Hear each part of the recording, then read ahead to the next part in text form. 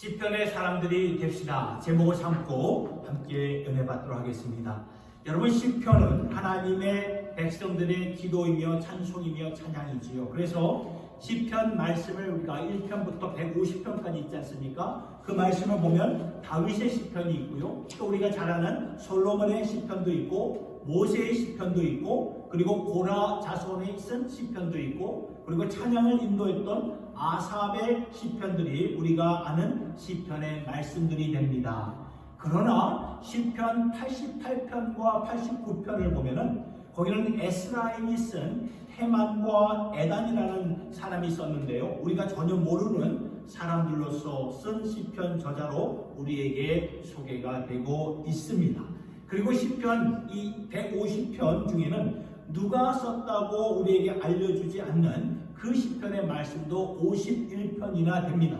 그러니까 다른 성경과는 다르게 어느 한 저자를 통해서 하나님의 말씀을 주신 것이 아니라 다양한 하나님의 백성들을 통해 주신 말씀이 바로 시편의 말씀이 된다는 것입니다.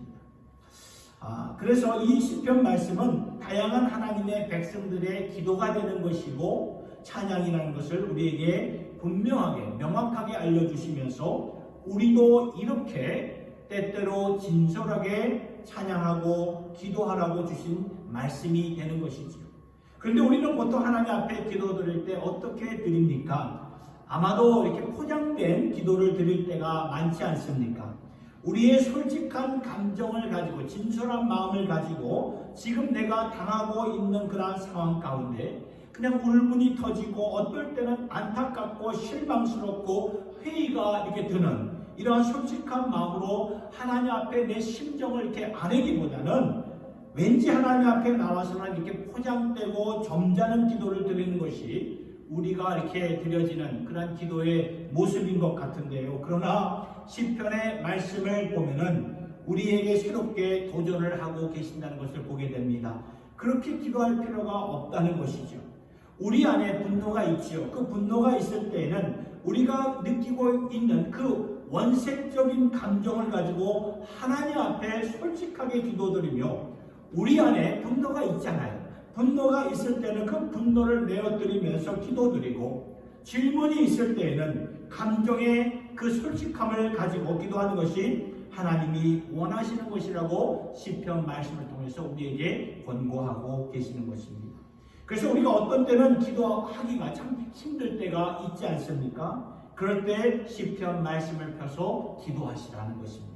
시편 기자들이 너무나 힘들어서 부르짖고 질문하고 이것이 사실 오늘 우리가 살아가는 그런 시편 기자들이 당했던 그런 모습들이 오늘 우리의 현실의 모습이 아닙니까? 그러한 현실 속에 시편 말씀을 펴서 기도하고 찬송하라는 것입니다. 내 마음의 감정이 정리되지 않았을 때 시편 말씀을 읽으면서 내 감정이 반영되고 있는 그런 말씀을 하나님 앞에 찬양과 기도를 올려드리면서 시편의 사람들이 되라는 것입니다. 그러면 우리도 알게 된다는 것이죠.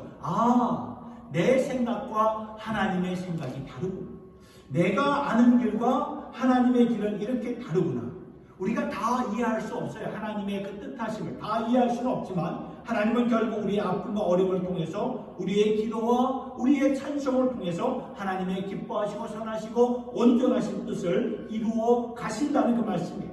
그래서 저는 여러 시편들 가운데 시편 40편의 앞부분의 말씀을 보니까 이것이 시편의 사람들이라고 이렇게 우리에게 증거해 주시는데 그러면 어떻게 기도하며 찬양하며 시편의 사람들로 산다는 것은 과연 우리에게 무엇을 의미해 주는 것인가? 본문에서 중요한 네 가지를 여러분들과 함께 기도하면서 우리가 보았으면 좋겠습니다. 시편의 사람들은 첫 번째 간증입니다. 테스티모니죠. 하나님에 대한 나의 스토리가 있는 것입니다.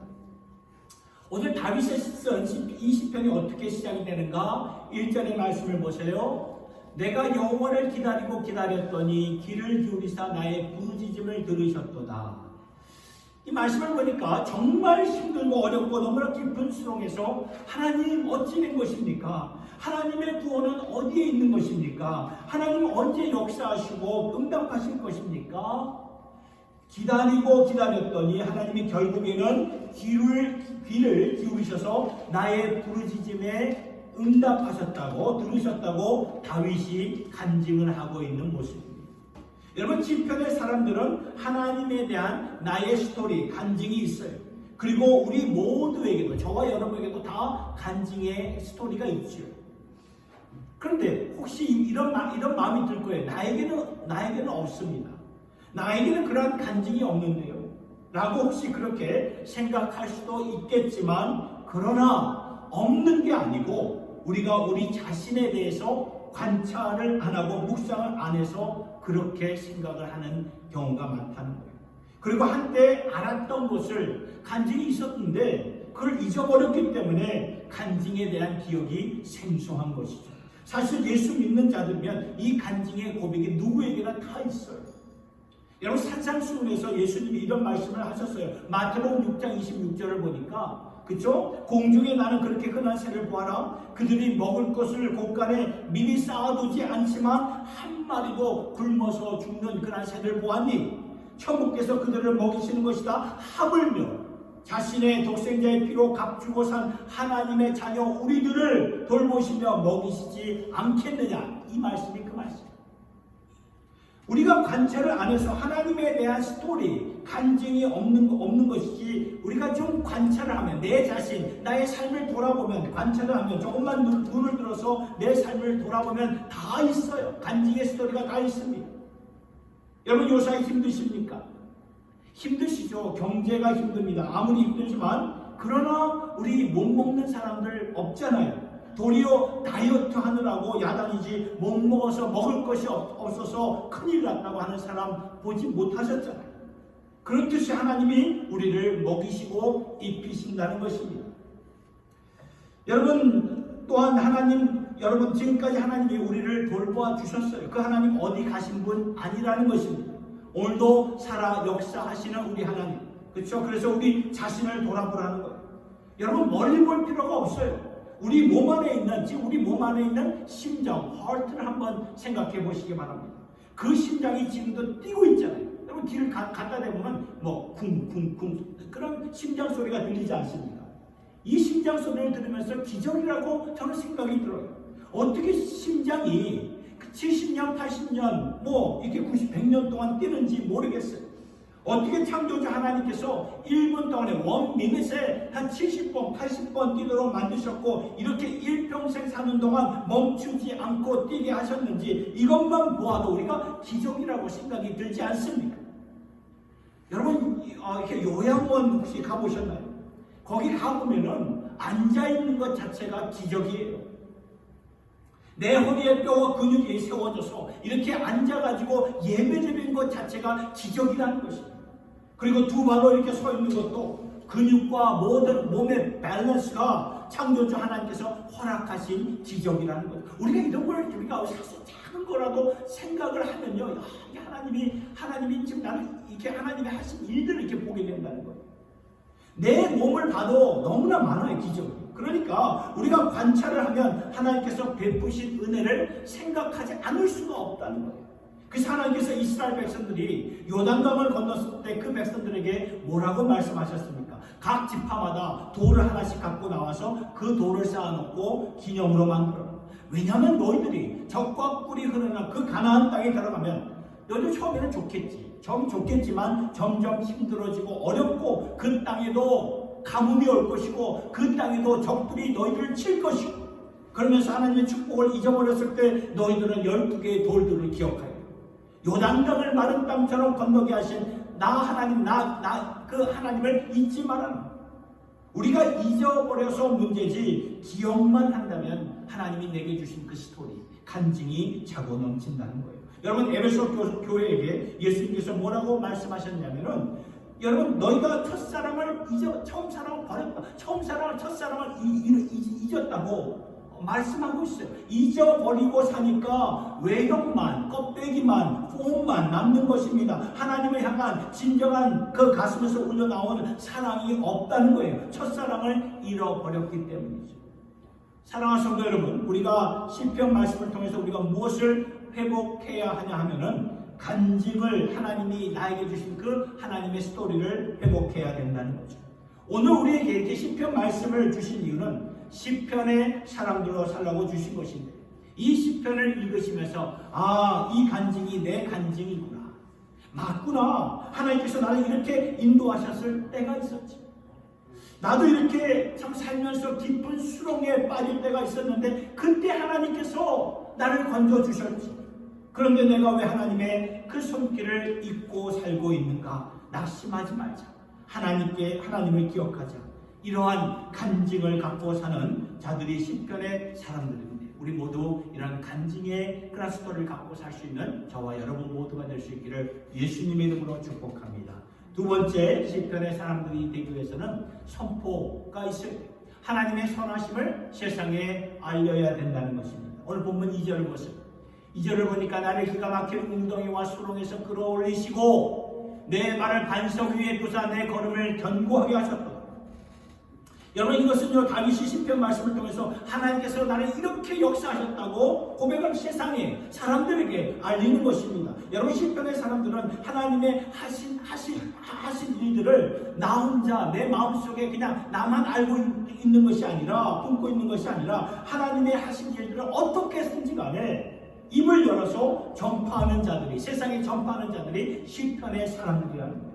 하나님이 하시는 일을 선포할 때 하나님이 그러한 우리들을 통해서 크신 일들을 행하신다는 거죠. 그러니까 우리의 선포가 그냥 막연하게 그냥 허공에다 외치는 선포하는 것이 아니라 우리가 예수의 이름으로 선포하는 거 아닙니까? 예수 이름으로 선포할 때, 하나님이 하신 일들을 선포할 때마다 하나님께서 그 간증의 능력을 주셔서 사람들을 구하신다는 그 말씀이죠.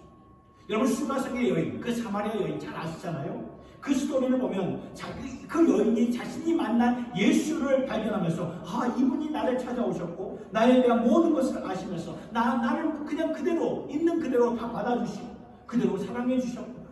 그러니 여러분도 이분에게로 와서 만나보십시오. 그토록 그 여인을 보면 그토록 사람 만나기를 꺼려했고, 그저 결핍되었던 여인이었고 망가진 여인이었지만 자신이 만난 예수를 사람들에게 선포했어요. 선포하니까 요한복음 4장을 보니까 사마리아 그 성에 들어가서 선포하니까 하나님의 부흥이 임하였던 것을 보게 되지 않습니까? 그렇습니다. 시편의 사람들은 하나님이 하신 일들을 담대하게 선포하는 것입니다. 우리가 작은 일이에요. 큰 일도 아니고 작은 일이라도 선포할 때 그것이 하나님을 드높이는 선포라면은 그 선포에는 하나님의 영광이 담겨있기 때문에 우리가 선포할 때마다 듣는 자들의 영혼이 주님께로 인도함을 받게 되고요. 그러면서 성령의 영감으로 살게 된다는 것입니다. 그리고 우리의 선포는요, 사람들에게만 선포하는 것이 아니라, 세상에만 선포하는 것이 아니라 나 자신에게도 선포하는 것입니다. 오늘 우리가 시편 40편을 보면 다윗이 지금 하나님을 찬양하고 있어요. 하고 있지만 또 어려움을 겪고 있어요. 이 말은 뭐냐면 아무리 하나님께서 그 전에 큰 일을 행하셨지만 지금 어려움을 겪게 되면 또 어려운 거예요. 힘든 것입니다.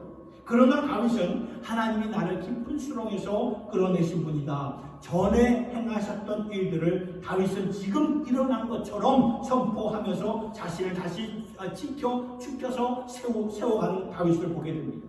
이것이 시편의 사람들이 갖고 있는 그러한 위대한 놀라운 무기라는 거예요. 그래서 시편 42편을 보니까 그 11절의 말씀을 보니까 이렇게 나와 있어요. 내 영혼아, 내가 어찌하여 낙심하며 어찌하여 내 속에서 불안해하는가? 너는 하나님께 소망을 두라. 그렇죠?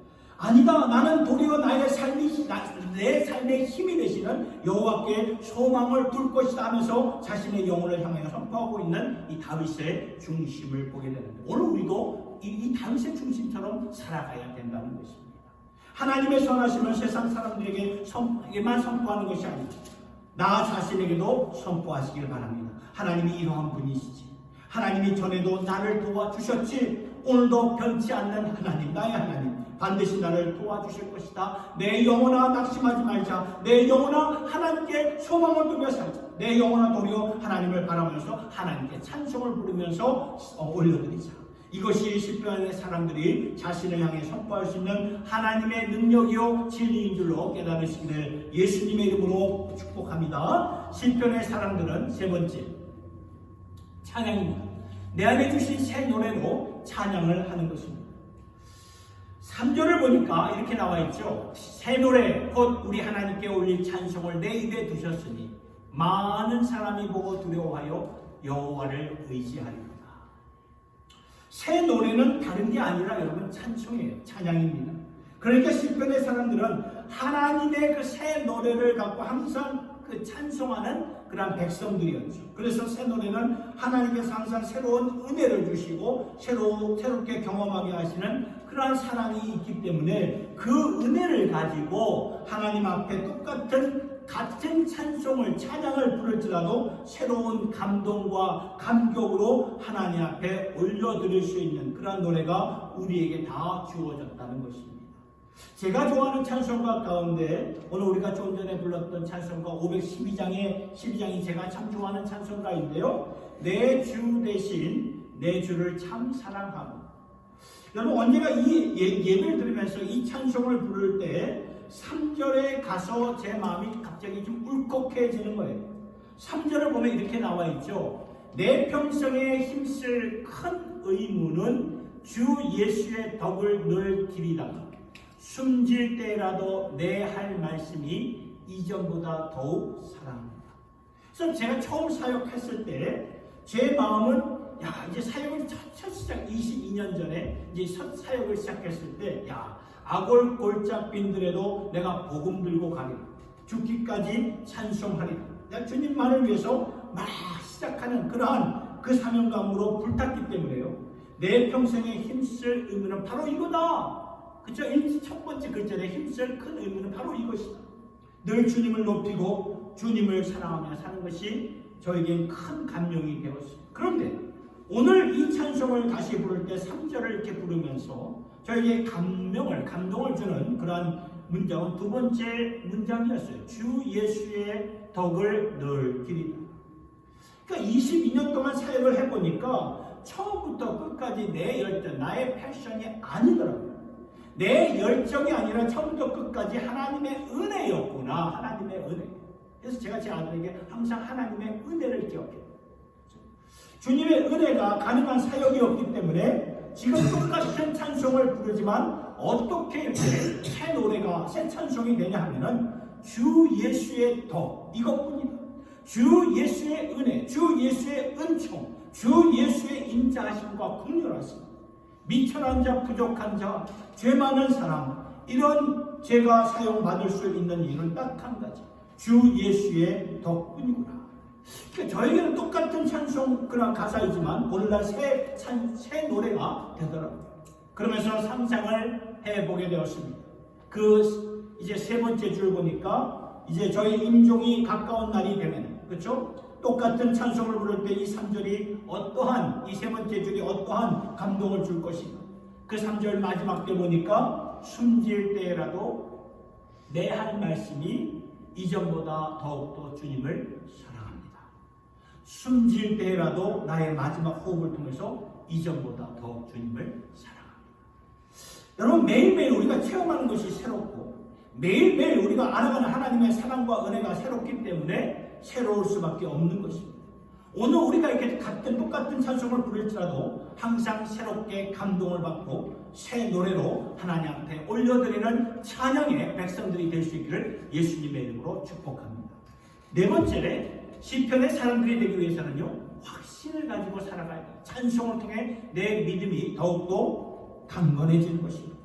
하나님께서 내게 간증을 주시고 그 간증이 내 노래가 되어서 하나님 앞에 올려드리는 새 노래가 되었다면 그 노래는 나에게 주시는 확신이, 확신이 있어야 된다는 거예요. 오늘 본문 4절을 보면 다윗이 이렇게 고백을 하고 있죠. 여호와를 의지하고 교만한 자와 거짓에 치우치는 자를 돌아보지 아니하는 자는 복이 있도다. 확신을 가지고 복이 있는 사람이 무엇인가를 다윗이 여기서 선포하고 있는데요. 여호와를 의지하는 자들이라고 말씀하고 있습니다. 세상의 교만과 거짓으로 치우쳐서 모든 권세자들을 쥐고 있는 자들을 주목하는 것이 아니라 오직 여호와를 의지하는 자들에게 복이 있도다 확신을 갖고 선포하는 거예요. 여러분 세상은요 가진 것이 있어야 줄이 있어야, 백이 있어야, 뭐 기댈 것이 있어야, 뭐 그래야 확신이 있는 것이라고 말하고 있지 않습니까? 그러나 말씀은 아니라고 말합니다. 나의 확신은 어디에 있다고요? 오직 여호와께 있다고 말씀하고 있지 않습니까? 여러분, 이제 한번 그런 그림, 미켈란젤로가 그렸던 천지창조의 그림, 여러분 기억하실 거예요. 창조주 하나님께서 이렇게 손을 이렇게 내밀고, 그리고 처음으로 만들어진 사람 아담이 이렇게 손을 내밀어서, 양쪽으로 손을 내밀어서 이렇게 누워가지고 이렇게 손을 내미는 그런 그림인데, 그 그림 여러분도 보셨을 거예요. 근데 그 그림을 잘 보면 손가락과 손가락 사이에 만나는 그런 아주 작은 간격이 있다고 해요. 저는 이제 처음에는 그 그림을 봤을 때 손가락과 손가락이 대고 있는 줄 알았어요. 그런데 아니더라고요. 자세히 보니까 손가락과 손가락이 아주 미세한 작은 그런 간격이 있다고 해요. 여러분, 이 작은 그 작은 간격이 무엇인가? 이 그림에서 설명해 주는 것이 뭐냐면은 하나님은 멀리 계시지 아니하십니다. 우리가 언제라도 손을 뻗어서 붙잡을 수 있는 분이다. 아니, 하나님이 나를 붙잡고 계신다. 이것이 그 그림을 통해서 우리에게 보여주고 있는 깨달음인데요. 그러나 작은 간격이 있다는 것은, 그래도 우리가 살다 보면 느끼는 간격이 있죠. 그 틈새가 있어요. 그런데 그 간격이 어떨 때는요, 굉장히 크게 보여진다는 거예요. 하나님이 도대체 어디에 계시는 것입니까? 왜 하나님은 나를 붙잡고 계시지 않지? 간격은 아주 작은데 그 간격을 우리가 돋보기로 본다는 것이죠. 그러다 보면 빨리 그 간격을 채울 수 있는 다른 세상의 요소로 채우려고 도움을 청하는 경우가 많다. 그래서 교만과 거짓으로 성공한 분들, 하나님 없이도 잘 나가는 분들, 이들에게 자꾸 자신을 맡기면서 도움을 청하려고 하는 우리의 모습을 보게 되는 거예요. 그러나 시편의 사람들은 그 전체의 그림을 보면서, 내가 정신을 차리고 기도하되, 내가 주신 하나님이 내게 주신 그 말씀을 붙잡고 다시 일어나면 하나님은 반드시 나를 붙잡아 주실 것이다. 이러한 확신을 가지고 나와 함께 하시는 그 임마누엘의 하나님을 주목하면서 시편 18편 2절의 말씀을 보니까, 여호와는 나의 반석이시오, 나의 요새시오, 나를 건지시는 자시오, 나의 하나님이시오, 내가 그 안에 피할 나의 바위시오, 나의 방패시오, 나의 구원의 뿌리요, 나의 산성이시로다. 이렇게 고백하며 사는 자들이 바로 믿음의 사람들이라는 것입니다. 말씀을 맺습니다. 여러분, 시편의 사람들은 간증의 사람들이에요. 간증을 묵상하면서 하나님이 여러분들에게 주신 스토리가 다 있잖아요. 그거를 묵상하면서 잊지 마시기 바랍니다. 두 번째, 시편의 사람들은 선포하는 사람들입니다. 내가 알고 체험한 하나님을 담대히 사람들에게 선포하고 나 자신에게도 선포하시기 바랍니다. 세 번째로, 시편의 사람들은 새 노래로 찬양하는 사람들이에요. 하나님이 주시는 새 은혜가 항상 내 입술에서 새 열매가 되어서 새 찬송으로 올려지는 것이고, 시편의 사람들은 확신을 갖고 지금도 나와 함께 하시는 그 하나님을 바라보며 사는 자들입니다. 이러한 시편의 사람들이 되어서 날마다 주를 찬송하며 정말 주님을 송축하며 살아가는 주님의 종들이 되시기를 예수님의 이름으로 축원합니다. 기도하겠습니다. 고마우신 하나님, 예수를 나의 주로 삼게하여 주심을 감사를 드립니다. 사는 동안 온전히 주님께 맡기는 우리의 영혼이 되게 하여 주시고, 주 안에 기쁨을 누리며 세상이 주는 두려움과 걱정, 근심을 주님이 주시는 믿음으로 극복하게 하여 주시고, 주님이 매일매일 주시는 그 간증과 새 노래와 확신과 선포로 나의 믿음의 주가 되신 하나님께 모든 영광을 올려드리며 살아가는 존귀한 주의 백성들, 시편의 사람들이 되게 하여 주시옵소서. 예수님의 이름으로 기도드리옵나이다.